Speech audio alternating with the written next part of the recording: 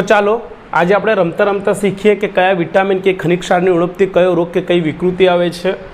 Vitamin A છે તો vitamin એથી શું થાય તો રત આંધળાપણું થાય। વિટામિન એથી રત આંધળાપણું થાય અને રત આંધળાપણાની અંદર શું થાય તો રાત્રે દેખાય નહીં બરોબર, નબળી દ્રષ્ટિ આવે।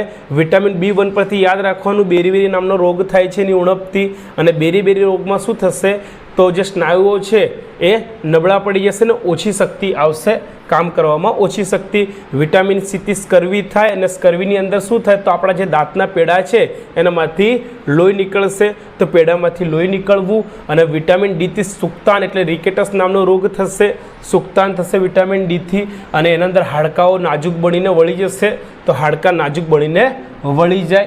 ત્યારબાદ છે કેલ્શિયમ, તો કેલ્શિયમની ઉણપથી આપણા અંદર શું થશે તો કેલ્શિયમની ઉણપથી હાડકાનો કોહવાટ આવશે, દાંતમાં કોહવાટ આવશે, અને એના અંદર શું થશે તો નબળા હાડકાના દાંતમાં સડો થઈ જશે। અને આયોડિનની ઉણપથી થશે ગોઈટર નામનો રોગ થશે, અને ગોઈટરમાં શું થશે તો આપણો જે ગરદનના ભાગમાં જે ગ્રંથિ આવેલી છે એ ફૂલી જશે, અને એનિમિયા અથવા તો પાંડુરોગ શેના અંદર થાય તો આયર્નની કમીથી થાય, જેના અંદર શું થશે તો નબળાઈ આવશે।